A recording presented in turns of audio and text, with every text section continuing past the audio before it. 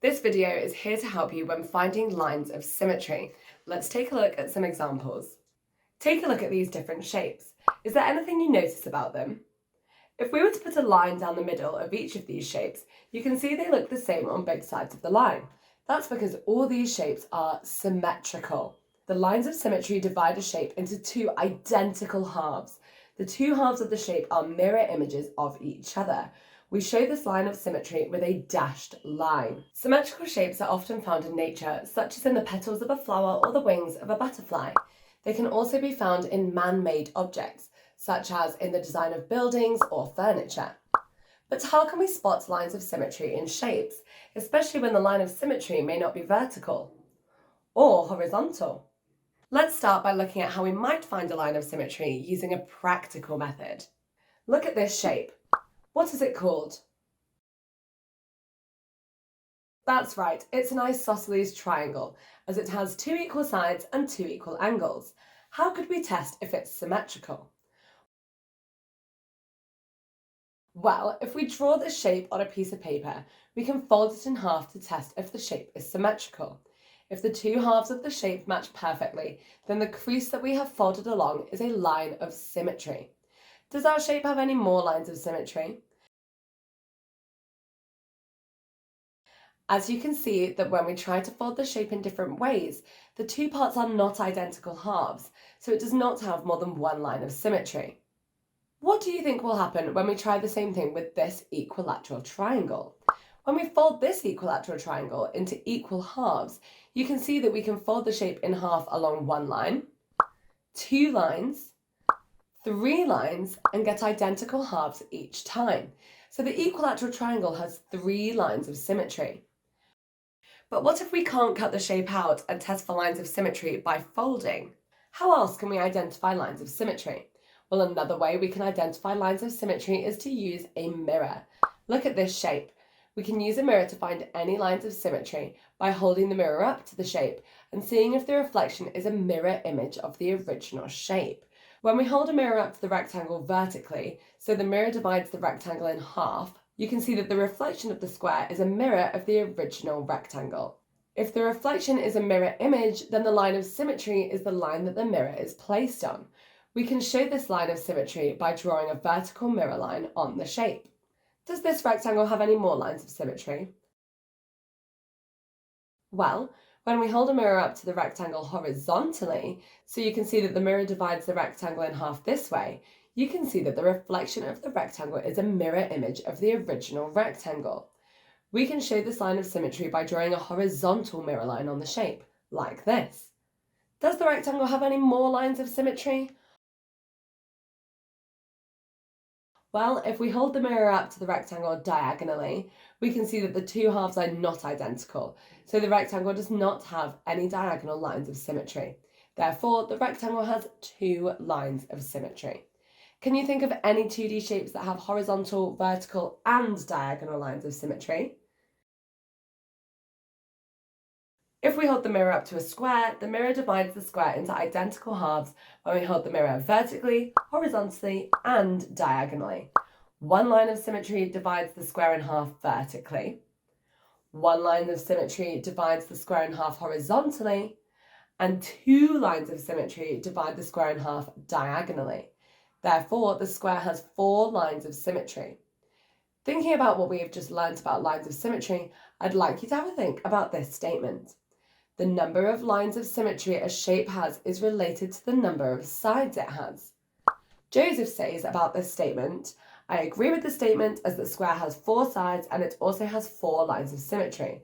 Abby says, I disagree as the rectangle has four sides but only has two lines of symmetry. What do you think? Who do you agree with? Let's explore the statement by comparing two shapes. Here is an irregular pentagon. It has five sides.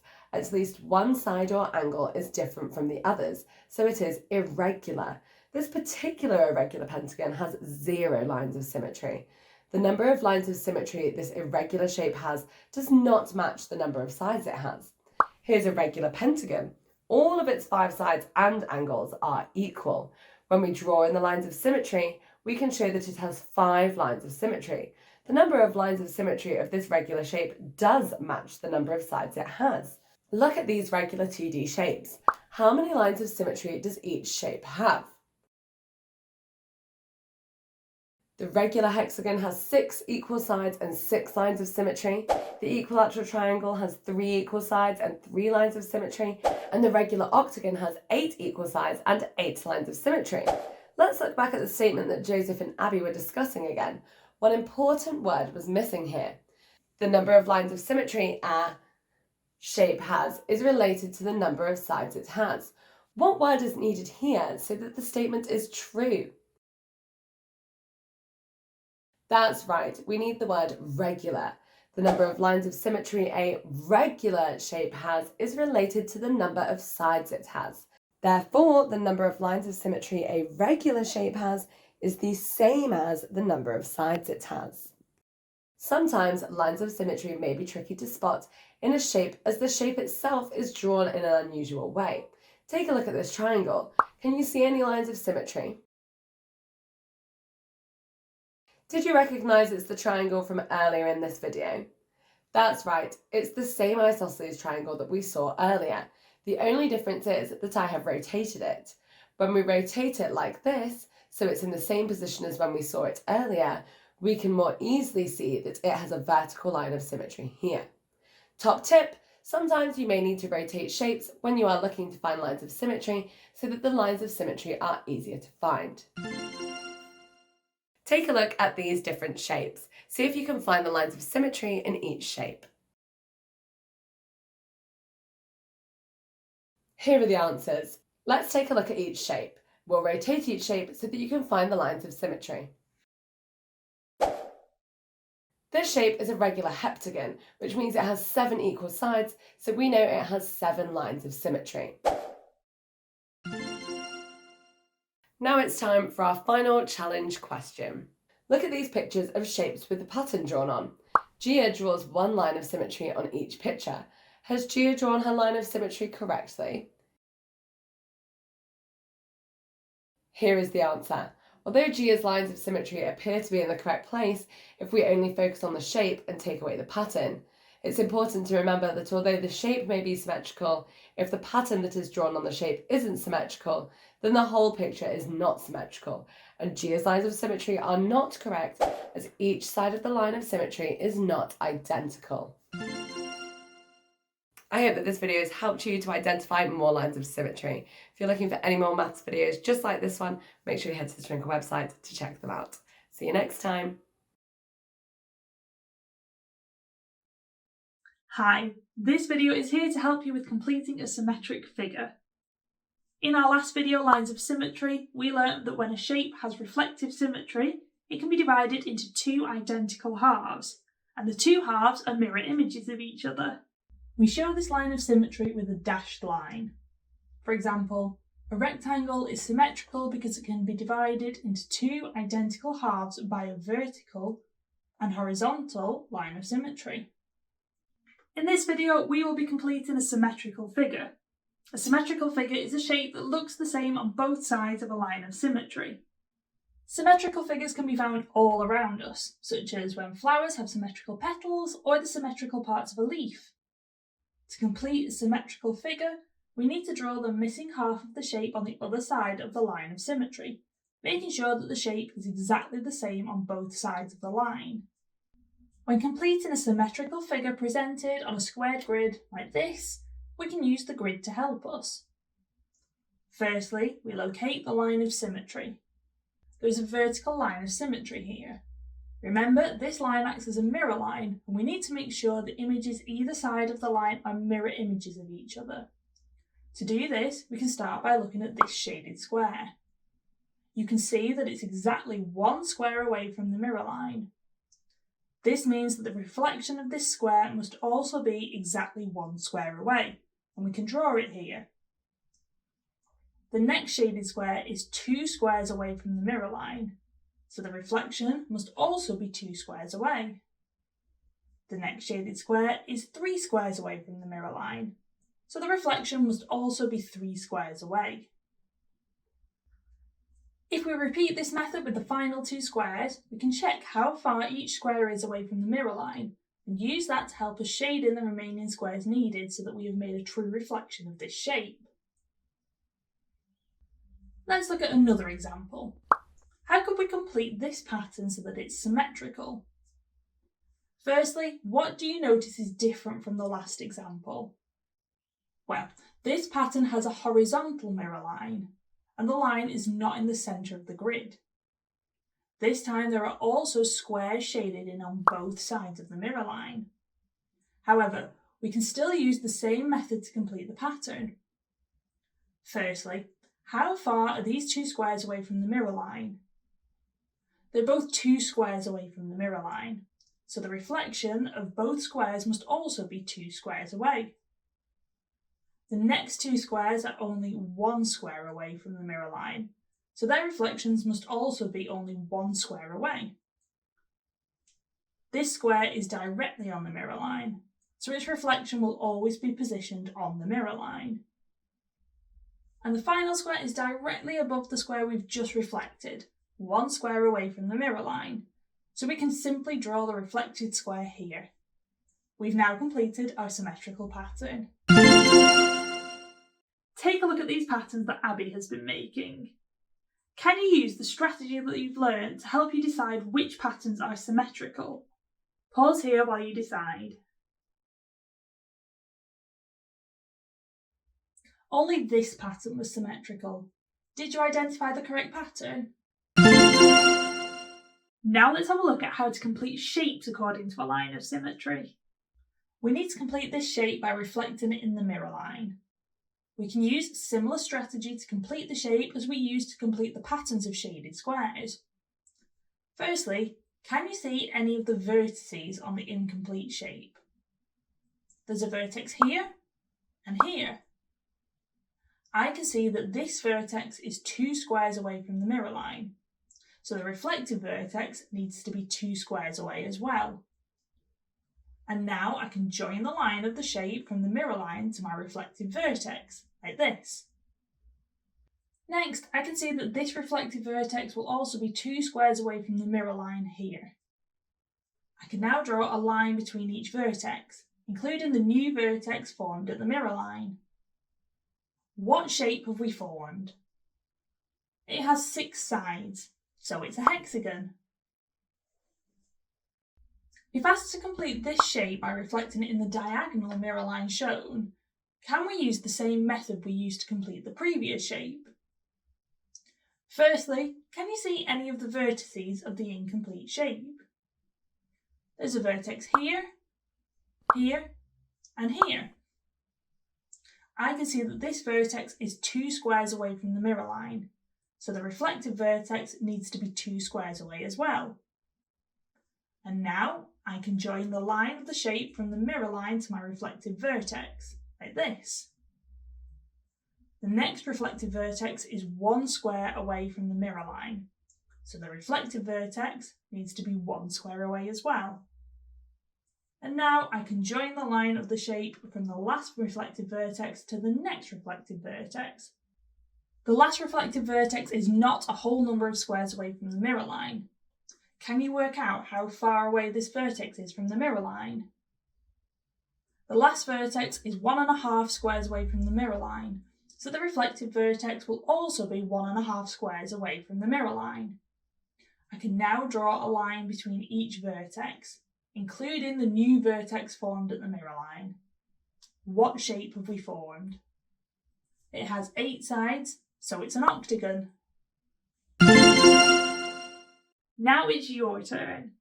If possible, use some square paper to copy and complete the symmetrical figures shown. Remember, if you need any help, then you can always rewind the video and look at the previous examples.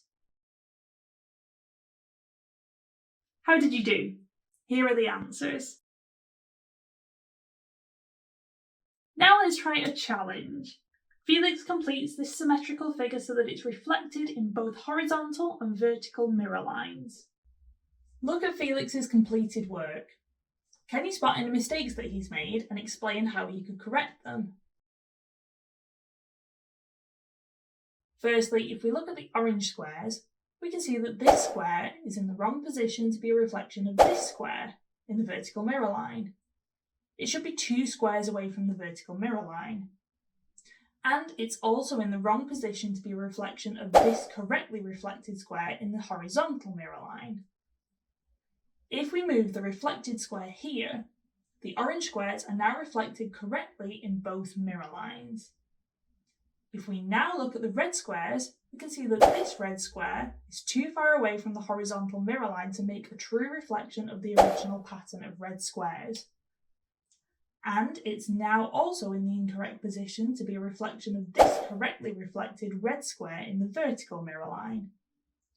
If we move the red square here, the whole diagram is now reflected correctly in both mirror lines.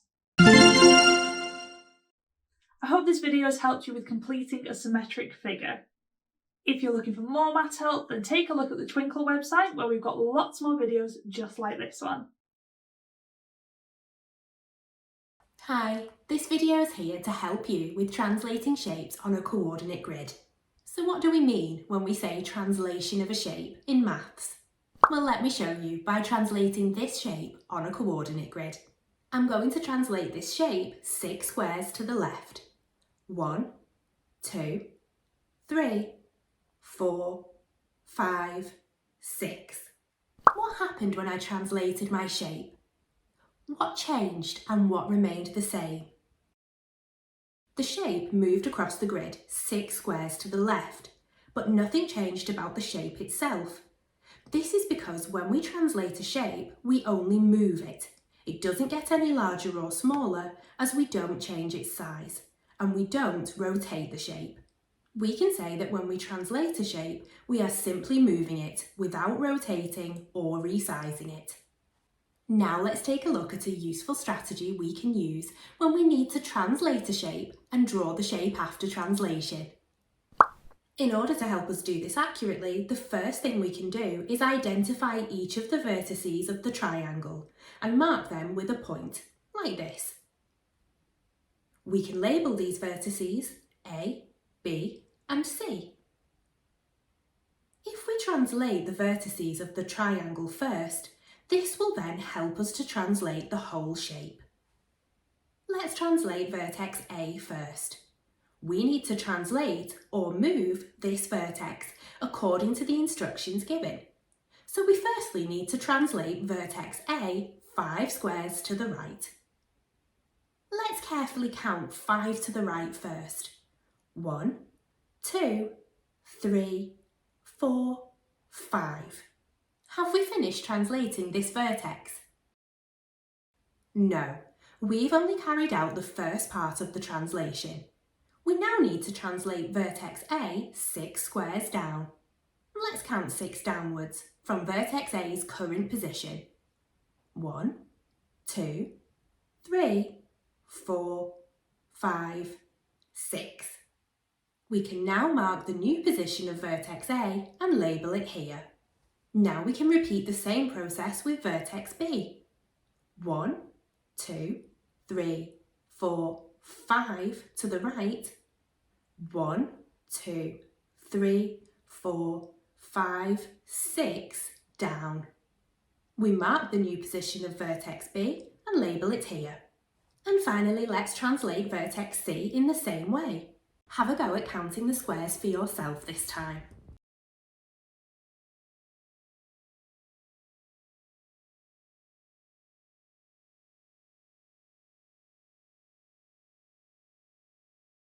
We've now translated each vertex of our triangle 5 squares to the right and 6 squares down. Now if we join each of the vertices together, we've formed a triangle after it has been translated from its original position into its new position of 5 squares to the right and 6 squares down on the coordinate grid. If you look back at the original question, you can see that we've also been asked to give the coordinates of the shape after it's been translated. We can find the coordinates for the new vertex A first. When we read coordinates, we start by giving the x-axis coordinate. As we're using a 4-quadrant coordinate grid, coordinates can be read from the left or right from the centre point of the grid, here, which is called the origin.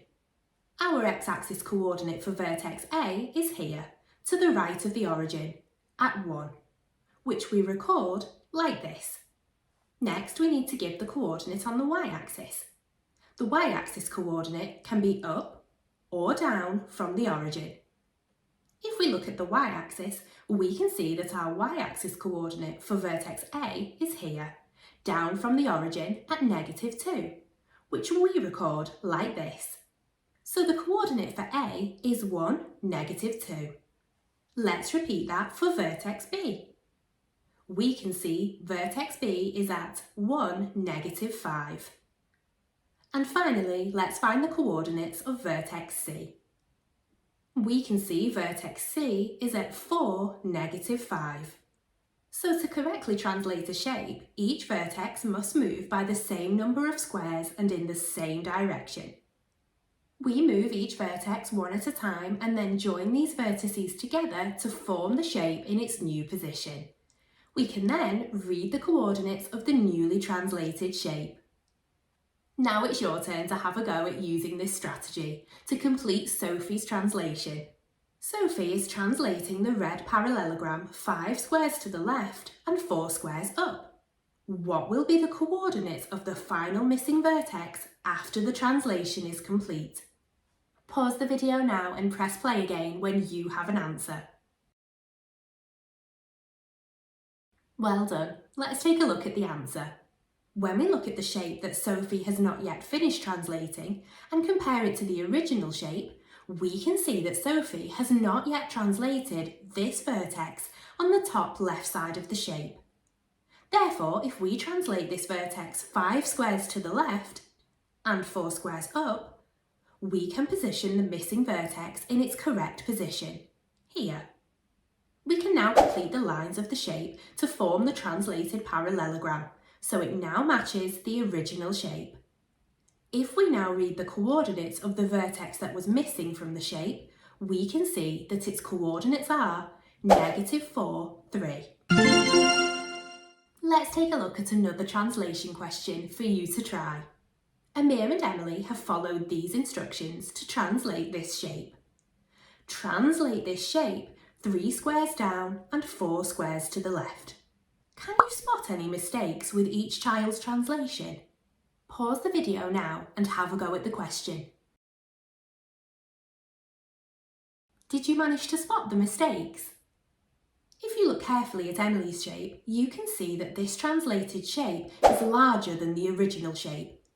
Emily has translated her shape incorrectly, as when a shape is translated, we are simply moving it, without either rotating or resizing it. Did you spot Amir's mistake? The translated shape does look identical to the original shape, so does that mean his translation must be correct? Well, look what happens when I label one of the vertices with a dot and translate that point 3 squares down and 4 squares to the left. We can see that this correctly translated vertex doesn't sit on the matching vertex on Amir's shape. Because this vertex is located incorrectly, even though Amir's shape looks the same, I know that it must have been translated to the wrong position. We call this technique for checking translations using a corresponding vertex.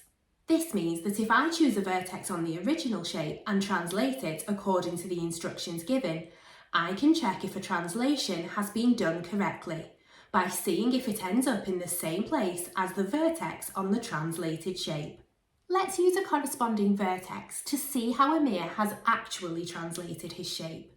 So, if I choose the same vertex as before and count how many squares I need to move it to match the corresponding vertex on Amir's shape, I will find out how Amir has actually translated his shape.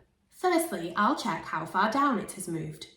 It has been translated 1, 2, 3, 4 squares down and 1, 2, 3 squares to the left. So we can see that Amir has actually translated his shape 4 down and 3 to the left. Amir has muddled up the original instructions to translate the shape 3 squares down and 4 squares to the left. By using a corresponding vertex, we can see that Amir has actually translated his shape 4 squares down and 3 squares to the left. Now it's time to take a look at this translation question. Sophia translates rectangle A and forms rectangle B. What is the translation from rectangle A to rectangle B? Use a corresponding vertex and the stem sentence to help you find the answer. Pause the video now and have a go. All done? Let's take a look at the answer. If we choose the same vertex on rectangle A and rectangle B, we can see that to go from this vertex on A to the corresponding vertex on B, we've gone 1, 2, 3, 4, 5 squares to the right and 1, 2, 3, 4 squares up. I don't need to check the other vertices as the rectangle is the same size, it's just in a different position. Thanks for watching. If you're looking for some more maths support, check out our other Maths Concept videos, available on the Twinkl website. Hi, this video is here to help you with reflecting shapes drawn on a coordinate grid in a mirror line. Let's start by thinking about what happens when we reflect an object in a mirror. This is Felix. What happens when Felix looks at his reflection in a mirror? What stayed the same? What's changed? Well, when we reflect an object in a mirror, the image in the mirror looks like the original object, but it is reversed. So because Felix is holding a pencil in his right hand, it will be in his left hand in the mirror image. When we talk about reflections in maths, we can also use a dashed line, called a mirror line, to represent a mirror. Here, a mirror line is used to show the reflection of this vase with a flower in it. What do you notice has stayed the same and what has changed when we reflect the flower and the vase? Well, because a mirror image reverses the original image, the flower is leaning to the left in the original image, but in the reflection it is leaning to the right. Look at these images which use a mirror line. Which objects have been reflected correctly and which have not? Can you explain the reasons why you think an image is reflected correctly or incorrectly? Pause the video now and have a go. Let's take a look at the answers. Well, this image actually shows a translation or movement of the hand from one side of the mirror line to the other, rather than a reflection. If you'd like to learn more about translation, then check out our Translation with Coordinates video, available on the Twinkl website. If you look carefully at this image, you can see that the colour of these squares in each corner are blue on this side of the mirror line and red on this side of the mirror line. So although they're in the correct position, it is not a true reflection, as the colours are incorrect. This image of a footprint does not show a true reflection either, as the reflected image is a different distance away from the mirror line. So this image is the only image that shows a true reflection. We can use this knowledge of reflection to help us reflect this rectangle in the y-axis. When we're asked to reflect a shape in an axis, this means that the axis acts as our mirror line. In order to help us reflect this shape accurately, the first thing we can do is identify each of the vertices of the rectangle and mark them with a point, like this. If we reflect the vertices of the shape first, this will then help us to accurately reflect the whole shape. Let's reflect this vertex first. How many squares is the vertex away from the mirror line? It is 1 square away from the mirror line, so we know the reflected vertex will also be 1 square away. Let's draw it here. What about this vertex? Yes, it's also 1 square away from the mirror line, so its reflection will also be 1 square away from the mirror line. We can see that this next vertex is further away from the mirror line. It is 1, 2, 3, 4 squares away from the mirror line, so its reflection will also be 4 squares away from the mirror line, here. If you glance down at the horizontal x-axis, you can see that the original vertex is in line with -4 on the x-axis, which means it is 4 squares away from the mirror line. This helps us know that the reflection of this vertex must be correct, as we reflected it here at +4 on the x-axis, which is also 4 squares away from the mirror line, just in the opposite direction. Our final vertex is also in line with -4 on the x-axis, so we know its reflection will be here, in line with +4 on the x-axis, and will be located 4 squares away from the mirror line, in a straight line across from our original vertex. If we join the vertices we've marked out on the grid, we can see our rectangle has now been reflected in the y-axis. Now take a look at this question. This time we've been asked to reflect this triangle in the x-axis. Where will the mirror line be in this reflection? This time the x-axis will act as our mirror line. Let's mark each of the vertices with a point first. Next, we need to reflect all 3 of the vertices across the mirror line. This vertex here is the closest to the mirror line, so we can reflect this one first. How many squares is it away from the mirror line?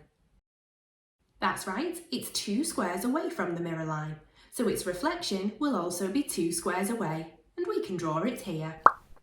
The next vertex is located here at -5 on the y-axis, so we know it is 5 squares away from the mirror line.